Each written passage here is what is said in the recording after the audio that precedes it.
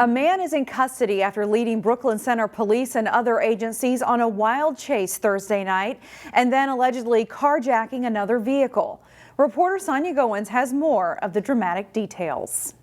The chaotic chase in Brooklyn Center started around 9:15 Thursday night when the Minnesota State Patrol was pursuing a stolen vehicle near Highway 252 and Interstate 694. Our officers that were working last night monitored the pursuit. It eventually got off of the freeways and highways and onto the side streets. The chase occurred on several highways throughout the city. At one point, the man was driving into oncoming traffic, nearly hitting a Hennepin County Sheriff's Deputy squad car. The State Patrol stopped the chase once it entered into Brooklyn Center side streets. Our officers, along with troopers and some other officers and deputies, were kind of canvassing the area, just seeing if we could find the vehicle. Police used MnDOT cameras to find the vehicle as it exited Brooklyn Boulevard near Lilac Drive. Police searched the area and found the car near 50th Avenue North and Lilac Drive, but the driver was not in the vehicle. It's not uncommon after a pursuit is terminated for whoever was in the suspect vehicle fleeing will abandon the vehicle. As police searched the area, they say dispatchers reported seeing the man on traffic cameras near 47th and Drew Avenues. According to police, dispatchers saw the man carjack another vehicle and take off again. Eventually, that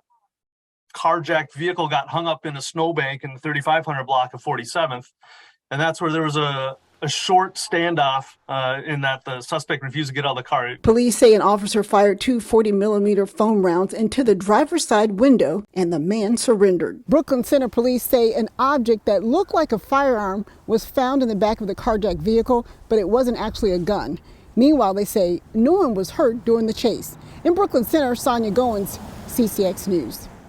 Meantime, charges have been filed against an 18-year-old Brooklyn Park man accused of carjacking a McDonald's drive-thru customer. Michael Lee is charged with second-degree aggravated robbery and fleeing a police officer. The carjacking incident happened Sunday night at the McDonald's on West Broadway.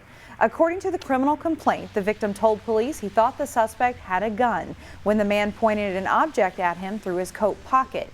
Police arrested Lee following a high-speed chase on Tuesday night. The complaint says an officer spotted Lee in the stolen vehicle when a 911 call reported the suspect driving erratically in the Zanewood Recreation Center parking lot.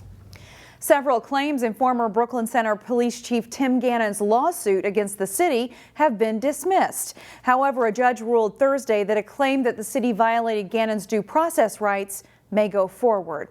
The former chief drew heat from city leaders and members of the public following the fatal shooting of Dante Wright by former officer Kim Potter. Gannon said he was told he either must resign or be fired if he didn't immediately fire Potter, something he said he wouldn't do because it would violate her collective bargaining rights. The issue led to a lawsuit against the city, with Gannon claiming mental anguish, loss of reputation, and economic loss due to the actions of some city leaders. An attorney representing the city told CCX News that the city is pleased that most of the claims were dismissed, and the city plans to file motions to dismiss any remaining claims. Brooklyn Park Mayor Hollis Winston and City Manager Jay Strobel got a chance to go to the White House recently. The two were personally invited to meet with the president in late December. They joined staff from 12 other cities across the nation to meet with cabinet members and senior staff to discuss a variety of topics, as well as how to access federal funding. Mayor Winston said the city is on the federal radar because of its size and the city's unique demographics. Cooper High School's Papa Hawk is about to fly the coop. Principal Frank Herman, who has been called Papa Hawk during his 8 years at Cooper High School, announced this week that he will retire at the end of February. He's been with Robbinsdale Schools since 2011 and has 33 years in education. Herman told us that the decision was a hard one, saying, quote, "I truly love these Hawks. February 28th will be my last day at the coop." A letter to students and families said a transition plan is underway. Stages Theater in Hopkins is trying something different. The local theater group is putting on a musical called Maybe, the first ever onstage adaptation of the children's book by Kobe Yamada. As Corey Bork reports in Weekend Showcase, the play features a twin brother-sister duo from Brooklyn Park.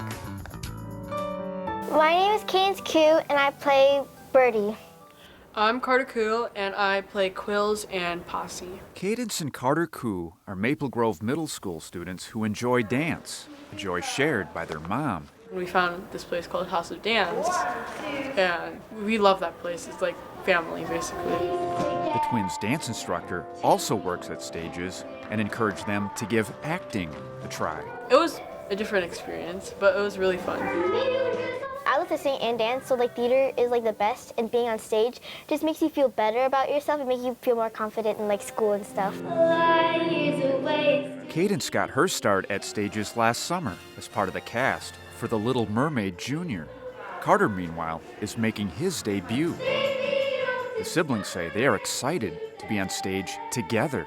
Since we know each other and we're on stage and we like look at each other, it's kind of like weird-ish to like for each other to act around each other. Yeah. But it's really cool. Take the moment you need. Besides this being their first time performing in a musical together, they also realize this will be the first ever production of Maybe. It's really exciting, but it's also kind of scary because like first time ever, like make an impression. You're gonna be like the first people ever to do this musical. You're the like, first birdie.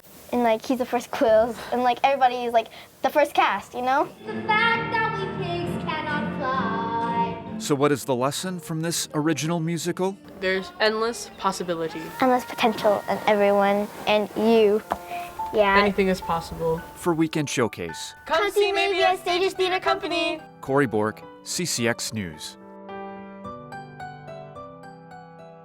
The performance of Maybe runs now through February 12th at Stages Theater.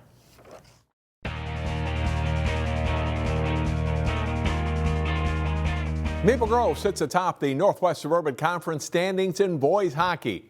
The Crimson put their unbeaten league record on the line Thursday night. The Crimson coming in 8-0-1 in Northwest Suburban Conference games, facing a good Champlin Park team at the Ice Forum. Not a lot of scoring in this game, but some good goaltending. The Rebels' Cohen New stops Blake Steenerson's shot. At the other end, it's the Crimson's Jack Roach making the save on Matthew Blodgett. 30 saves for Roach in the game. It's scoreless after one. Second period, and Maple Grove gets on the board first. Beck Picanato with a stretch pass to Jack Kernan, who drops it to Finn Brink, and then back to Kernan for the goal. It's 1-0 Crimson. Late in the period, the Rebels' Jordan Ron comes out from the boards with a puck and snipes a shot past Roach for a goal, and it's a 1-1 game after two. After chuck a puck in a scoreless third period, this game goes to overtime.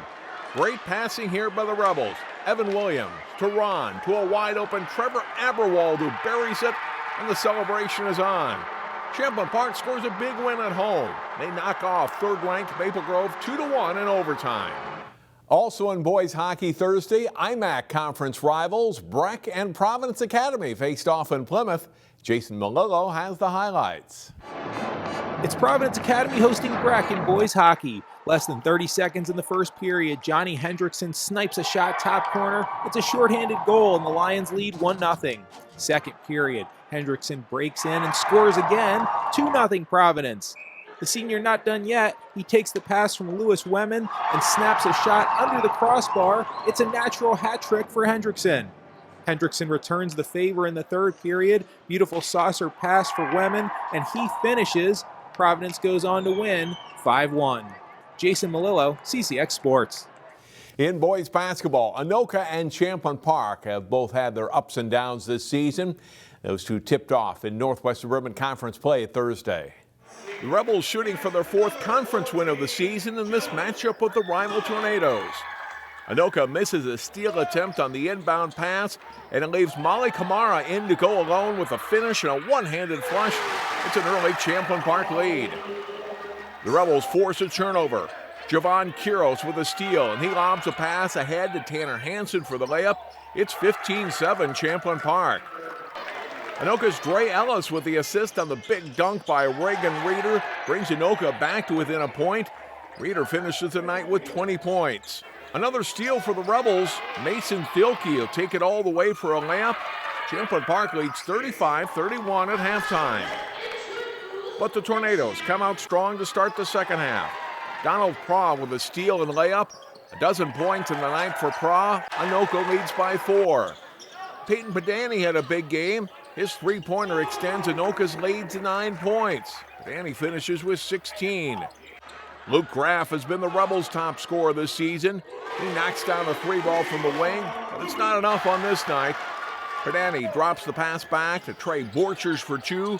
He's one of 4 Anoka players to score in double figures as the Tornadoes beat Champlin Park 75-64. The new Minnesota Basketball News Top 10 rankings are out for Class 4A boys basketball. Defending state champion Park Center remains at number 1. Maple Grove is now ranked 2nd. The Pirates and Crimson, though, won't meet until March 3rd. Eastview is ranked 3rd and Lakeville North 4th. The next 4 teams are all from the Lake Conference: Minnetonka, Wayzata, Buffalo, and Hopkins. Farmington and Shakopee round out the top 10 in 4A. Totino Grace, Benilde St. Margaret's, and Maranatha Christian Academy are all ranked in their respective classes as well. That's all for sports. More CCX News after the break. Find more prep sports games and highlights at ccxmedia.org and follow us on social media.